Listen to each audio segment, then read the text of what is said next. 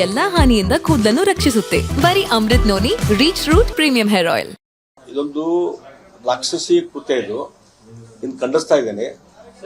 ಮತ್ತು ಈ ರೀತಿ ಒಂದು ಮನಸ್ಥಿತಿ ಬಂದದರ ಮೂಲವಾಗಿ ಸರ್ಕಾರದ ವ್ಯವಸ್ಥೆ ಸರಿ ಇಲ್ಲದೇ ಇದ್ದಾಗ ಇದು ಮನಸ್ಥಿತಿ ಬರ್ಲಿಕ್ಕೆ ಸಾಧ್ಯತೆ. ಯಾವುದೇ ಒಂದು ಸರ್ಕಾರ, ಯಾವುದೇ ಒಂದು ವ್ಯವಸ್ಥೆ, ಕಾನೂನು ಸುವ್ಯವಸ್ಥೆ ಸರಿ ಇದ್ರೆ ಎಲ್ಲವೂ ಸರಿ ಇರ್ತದೆ, ಬಿಗಿ ಇದ್ರೆ ಎಲ್ಲವೂ ಸರಿ ಇರ್ತದೆ. ಒಂದು ಹೆದರಿಕೆ ಅನ್ನುವಂಥದ್ದಿಲ್ಲ. ಈಗ ನಿಮಗೆ ಎಕ್ಸಾಂಪಲ್ ಹೇಳ್ಬೇಕಂದ್ರೆ ಉತ್ತರ ಪ್ರದೇಶ ಹಿಂದೆ ಒಂದು ವ್ಯವಸ್ಥೆ ಹೆಂಗಿತ್ತಂತಂದ್ರೆ, ಉತ್ತರ ಪ್ರದೇಶ ಗುಂಡಾ ರಾಜ್ಯ ಅಂತಿದ್ರು ಉತ್ತರ ಪ್ರದೇಶಕ್ಕೆ. ಆದ್ರೆ ಯಾವಾಗ ಯೋಗಿ ಆದಿತ್ಯನಾಥ್ ಬಂದು ಬಿಗಿ ಆದಂತ ಒಂದು ಆಡಳಿತ ಮತ್ತು ಯಾರು ಬೇಕಾದ್ರೂ ಯಾರು ಕಾನೂನು ಮೀರ್ತಾರೋ ಅವರಿಗೆಲ್ಲ ಶಿಕ್ಷೆ, ಅವರಿಗೆ ಎಲ್ಲ ರೀತಿ ಆಕ್ಷನ್ ತಗೊಳ್ಳುವಂತ ಸ್ಟಾರ್ಟ್ ಆಯ್ತು. ಈಗ ಅದೇ ಉತ್ತರ ಪ್ರದೇಶದಲ್ಲಿ ಜನ ಬಹಳ ಶಾಂತಿ ರೀತಿಯಿದ್ದಾರೆ. ಈ ಗುಂಡಾಯಿಸಮ್ ಮತ್ತೊಂದು ಯಾವುದಕ್ಕೂ ಆಸ್ಪದ ಇಲ್ಲದಂತ ಪರಿಸ್ಥಿತಿ ಇವತ್ತು ಉತ್ತರ ಪ್ರದೇಶ. ನನ್ನ ಜೀವನದಲ್ಲಿ ನಾನು ಮಾತ್ರವಲ್ಲ, ನನ್ನ ಕೂದಲು ಕೂಡ ಆಗಿರ್ಬೇಕು ಸ್ಟ್ರಾಂಗ್ ಅಂಡ್ ಸ್ಟೈಲಿಶ್. ಬರೀ Amrut noni reach root premium hair oil ನೊಂದಿಗೆ. Reach root premium hair oil ಅಂದ್ರೆ ಒಂದು ಗುಡ್ ಗವರ್ಮೆಂಟ್ ಇದ್ರೆ, ಗುಡ್ ಲೀಡರ್ ಇದ್ರೆ, ಗುಡ್ ಅಡ್ಮಿನಿಸ್ಟ್ರೇಟರ್ ಇದ್ರೆ ಏನು ಆಗುವುದು ಉದಾಹರಣೆ ಇದು. ಆದ್ರೆ ನಮ್ಮ ರಾಜ್ಯದಲ್ಲಿ ಏನಾಗಿದೆ, ಕಾಂಗ್ರೆಸ್ ಸರ್ಕಾರ ಅಧಿಕಾರಕ್ಕೆ ಬಂದ ಮೇಲೆ ಈ ಕಾನೂನು ಸುವ್ಯವಸ್ಥೆ ಕಂಟ್ರೋಲ್ದಾಗಿಲ್ಲ ಮತ್ತು ಈ ಅಲ್ಪಸಂಖ್ಯಾತರ ತುಷ್ಟೀಕರಣ ಅನ್ನುವಂಥದ್ದು ಈ ನೀತಿ ಇದೆಯಲ್ಲ, ಅದರಿಂದ ವ್ಯವಸ್ಥೆ ಬಹಳ ಹದಗೆಡ್ತಾ ಇದೆ. ಈಗ ಇತ್ತೀಚೆಗೆ ರಾಮೇಶ್ವರ ಕೆಪೆದು ಆ ಒಂದು ಬಾಂಬ್ ಬ್ಲಾಸ್ಟ್ ಇರ್ಬೋದು ಮತ್ತು ಬೇರೆ ಬೇರೆ ಘಟನೆಗಳು ಇವು ನಡೆದಾಗ ಈಗ ಲವ್ ಜಿಹಾದಿ ಹೆಸರ ಮೇಲೆ ಈ ರೀತಿಯಾಗಿ ಇವತ್ತು ಲವ್ ಜಿಹಾದಿ ಸಲುವಾಗಿದೆ. ಬಹುಶಃ ಇದೊಂದು ಟೀಮೇ ಇರ್ಬೇಕಂತ ನಂಗೆ ಅನಿಸ್ತದೆ. ಲವ್ ಜಿಹಾದಿ ಒಂದು ಟೀಮೇ ಇರಬೇಕು ಅಂತ ನನಗೆ ಅನಿಸ್ತದೆ. ಯಾಕಂದ್ರೆ ವ್ಯವಸ್ಥಿತ ರೀತಿಯಾಗಿ ಇದೊಂದು ಹತ್ಯೆ ನಡೆದಿದೆ.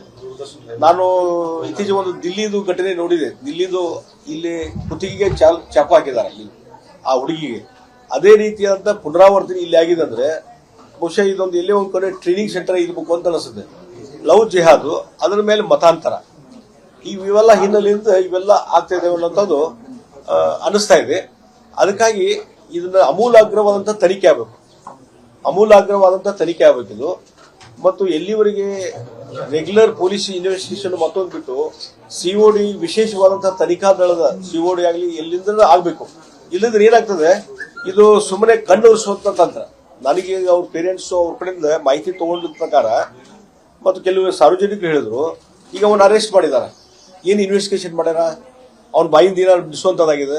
ಈ ಮನಸ್ಥಿತಿ ಯಾಕೆ ಬಂತು, ಅದ್ರ ಹಿನ್ನೆಲೆ ಯಾರಿದ್ದಾರೆ, ಆದ ಒಬ್ಬನೇ ವ್ಯಕ್ತಿ ಇದ್ದಾನೋ ಅಥವಾ ಕುಟುಂಬದ ಸದಸ್ಯರು ಇದ್ದಾರೋ ಅಥವಾ ಇನ್ನೂ ಒಂದು ಸರ್ಕಲ್ ಇದೆಯೋ, ಇದೆಲ್ಲ ಸಂಪೂರ್ಣವಾದ ತನಿಖೆ ಆಗಬೇಕು, ಇನ್ವೆಸ್ಟಿಗೇಷನ್ ಆಗಬೇಕು.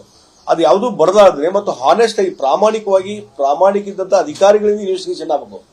ಅದಕ್ಕಾಗಿ ಸಿಒಡಿ ತನಿಖೆ ಆದ್ರೆ ಏನಾದರೂ ಒಂದಿಷ್ಟು ರಿಸಲ್ಟ್ ಬರ್ಬೋದು ಅಂತ ನನಗನ್ನಿಸ್ತದೆ. ಮತ್ತು ಈಗ ಅವ್ರ ತಂದೆಯವರು ಹೇಳಿದ ಪ್ರಕಾರ ಇನ್ನೂ 5 ಜನ ಇದ್ದಾರೆ ಅಂತ ಹೇಳ್ತಾರೆ. ಇದರ ಹಿನ್ನೆಲೆಯಲ್ಲಿ ಇವ್ರ ಜೊತೆ ಈಗ ಯಾರೋ ಮರ್ಡರ್ ಮಾಡಿದಾನ ಆ ವ್ಯಕ್ತಿ ಜೊತೆಗೆ ಇನ್ನೂ 5 ಜನ ಕೈ ಜೋಡಿಸಿದ್ದಾರೆ ಅನ್ನುವಂತ ಮಾತಿದೆ. ಹೀಗಾಗಿ 5 ಜನರು ಯಾರು ಏನಂತ ಅವ್ರ ಕಂಡು ಬಾಯಿ ಬಿಡಿಸಿ ಅವ್ರನ್ನ ಅರೆಸ್ಟ್ ಮಾಡುವಂಥದ್ದು ಆಗ್ಬೇಕಲ್ಲ. ಇನ್ನೂವರೆಗೆ ಅದ್ರ ಬಗ್ಗೆ ಯಾವುದೇ ಆಕ್ಷನ್ ಇಲ್ಲ. ಮತ್ತು ಇದಕ್ಕೆ ಹೊರತಾಗಿ ಇವತ್ತು ಆ ಹುಡುಗಿ ಬಗ್ಗೆ, ನೇಹಾದ ಬಗ್ಗೆ ಬೇರೆ ರೀತಿಯಾದಂಥ ಸೋಷಿಯಲ್ ಮೀಡಿಯಾದಲ್ಲಿ ಬಿಡುವಂಥದ್ದು ಏನಿದೆಲ್ಲ, ಇದು ಒಂದು ವ್ಯವಸ್ಥಿತ ತಂತ್ರ, ಒಂದು ಷಡ್ಯಂತ್ರ ಅಂತ ನನಗನ್ನಿಸ್ತದೆ. ಅವಳ ಕ್ಯಾರೆಕ್ಟರ್ ಬಗ್ಗೆ ಮತ್ತೊಂದು ಈ ರೀತಿ ತಂದೆಯವ್ರ ಬಗ್ಗೆ ಮಾತಾಡುವಂಥದ್ದು. ಮತ್ತು ಇದಕ್ಕಿಂತ ಹೆಚ್ಚಿಗೆ ಬಹಳ ನಂಗೆ ಬೇಜಾರಾಗಿದ್ದಂತಂದ್ರೆ, ಒಬ್ಬ ಜವಾಬ್ದಾರಿ ಇದ್ದಂಥ ಮುಖ್ಯಮಂತ್ರಿ ಮತ್ತು ಗೃಹ ಮಂತ್ರಿಗಳು ಅವ್ರ ಹೇಳಿಕೆಗಳು ಏನದಲ್ಲ, ಇನ್ನೂ ಇನ್ವೆಸ್ಟಿಗೇಷನ್ ಆಗಬೇಕು. ಅವ್ರ ಕಡೆ ಫಸ್ಟ್ ಹ್ಯಾಂಡ್ ರಿಪೋರ್ಟ್ ಬಂದದೋ ಇಲ್ಲಿ ಗುರ್ತಿಲ್ಲ. ಇನ್ ದ ಮೀನ್ ಟೈಮ್ ಅವರು ಇದೊಂದು ವೈಯಕ್ತಿಕವಾದಂಥ ಕಾರಣದ ಸಲುವಾಗಿ ಆಗಿದೆ ಅನ್ನುವಂಥದ್ದು, ವೈಯಕ್ತಿಕವಾದಂಥ ಹಿನ್ನೆಲೆ ಇಟ್ಟುಕೊಂಡು ಇದಾಗಿದೆ ಅಂತ ಹೇಳುವಂಥದ್ದು ಏನಲ್ಲ, ರಿಮಾರ್ಕ್ ಏನಿದಲ್ಲ, ಅದು ಒಬ್ಬರ ರಾಜ್ಯ ನಡೆಸುವಂಥವ್ರು. ಹೀಗಾಗಿ ಅವ್ರ ಕಡೆಯಿಂದ ಇದು ಹೇಳಿಕೆ ಬಂದ ಮೇಲೆ ಈಗ ಕುಟುಂಬದ ಪರಿಸ್ಥಿತಿ ಏನಾಗ್ಬೋದು ಆಗ. ಯಾಕಂದ್ರೆ ನಿರಂಜನ್ ಏನಿದಾರಲ್ಲ ಹಿರೇಮಠು, ನಂಗೆ ಮೊದಲಿಂದ ಗುರ್ತಿದೆ, ಮೊದಲಿಂದ ಒಂದು ಆತ್ಮೀಯ ಸಂಬಂಧ ಇದೆ. ಅವ್ರ ಕುಟುಂಬದ ಎಷ್ಟೊಂದು ಒಳ್ಳೆ ರೀತಿ ಸುಶಿಕ್ಷಿತ ಕುಟುಂಬ ಅನ್ನೋದು ನಮಗೆಲ್ಲ ಗುರ್ತಿದೆ. ಹೀಗಾಗಿ ಆ ಕುಟುಂಬದ ಬಗ್ಗೆ, ಆ ಫ್ಯಾಮಿಲಿ ಮೆಂಬರ್ಸ್ ಬಗ್ಗೆ ಒಂದು ರೀತಿ ಕ್ವಶನ್ ಮಾರ್ಕ್ ಆಗುವಂತ ಸಂಶಯ ಹುಟ್ಟಿಸುವಂತದ್ದು ಇದರಿಂದ ಚಾಲು ಆಗ್ತಲ್ಲ. ಒಬ್ಬ ಮುಖ್ಯಮಂತ್ರಿ ಹೇಳಿಕೆಯಿಂದ, ಒಬ್ಬ ಗೃಹ ಮಂತ್ರಿ ಹೇಳಿಕೆಯಿಂದ ಇದರ ದುಷ್ಪರಿಣಾಮ ಏನಾಗಬಹುದು ಅನ್ನೋದು ಆಲೋಚನೆ ಮಾಡ್ಬೇಕಲ್ಲ ಸರ್ಕಾರ ನಡೆಸುವಂತವ್ರು. ಇಂಥ ಸೂಕ್ಷ್ಮವಾದಂತ ಇವೆಲ್ಲ ಘಟನೆ ಆದಾಗ ಯಾರು ಮುಖ್ಯಮಂತ್ರಿ ಅಂತಾರ ಮತ್ತು ಗೃಹ ಸಚಿವರು ಬಾಯೇನ್ ಬಿಡದೆ ಇವತ್ತೆಲ್ಲ ಇನ್ವೆಸ್ಟಿಗೇಷನ್ ಆದ್ಮೇಲೆ ಅದನ್ನ ಹೇಳಬೇಕು ಹೊರತು ತಕ್ಷಣವೇ ಒಂದು ರಿಯಾಕ್ಟ್ ಮಾಡೋದು ಇದಲ್ಲ ವೈಯಕ್ತಿಕ ಅಂತ ಹೇಳಿ ಅದ್ರ ದುಷ್ಪರಿಣಾಮ ಎಷ್ಟಾಗ್ತದೆ. ಮತ್ತೊಬ್ರು ಯಾರೋ ಸೇಫ್ಟಿ ಮಾಡ್ಲಿಕ್ಕೆ ಇವೆಲ್ಲ ಕಾರಣ ಆಗ್ತದೆ ಅನ್ನುವಂಥದ್ದು ಈ ಸಂದರ್ಭ ಹೇಳ್ತೀನಿ. ಅದಕ್ಕಾಗಿ ನಾನು ಒಂದು ಹೇಳ್ತೀನಿ, ಈ ರೀತಿಯಾದಂಥ ಘಟನೆ ಮತ್ತೊಮ್ಮೆ ಮರುಕಳಿಸಬಾರ್ದು. ಆ ಒಂದು ಹೆದರಿಕೆ ಹುಟ್ಟಬೇಕು.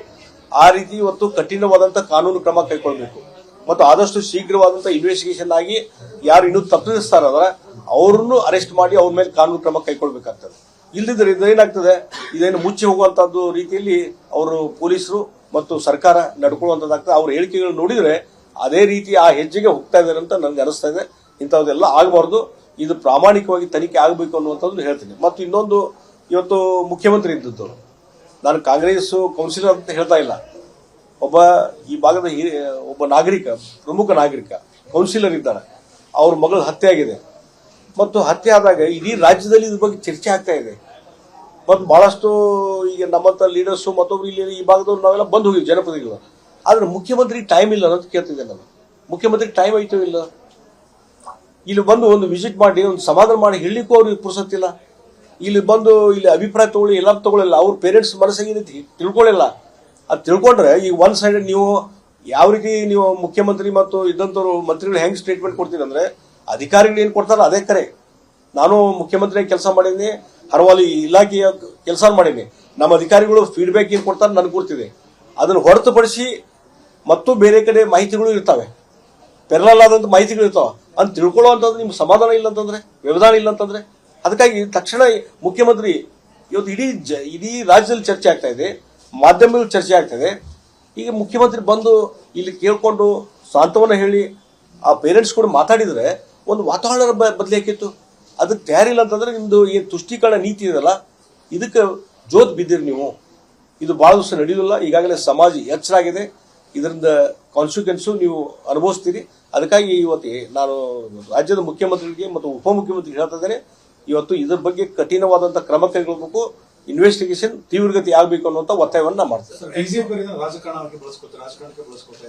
ನೋಡಿ, ಇಂಥ ಘಟನೆ ನಡೆದಾಗ ಈಗ ಇಲೆಕ್ಷನ್ ಐತಿ, ನೀವು ಹಂಗ ಅನ್ಬೋದು, ಅದು ಪ್ರಶ್ನೆ ಇಲ್ಲ. ಈ ಜನರಲ್ಲಿ ಒಂದು ಅವೇರ್ನೆಸ್ ಬಂದು ನಾ ಮುನ್ನೋಳಿಗೆ ಹೋಗಿದ್ದೆ.